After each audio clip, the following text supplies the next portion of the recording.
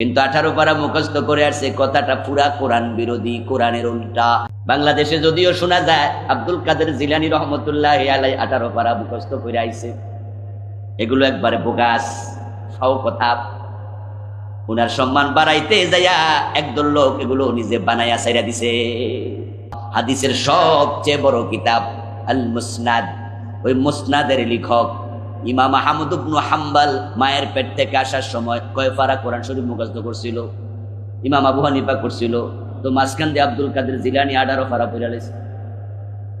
তাহলে বাকি 12 পারা কার লাগা বাদ রেখে আইছিল? যে কাহিনী লিখছে এর লাগা।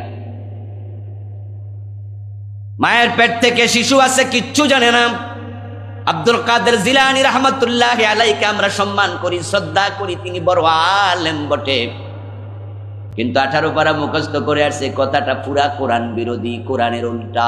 কোরআনে আল্লাহ তাআলা কি বলে শুনুন, আল্লাহু আখরাজাকুম মিন বুতুনি উম্মাহাতিকুম লা তা'লামুনা শাইআ।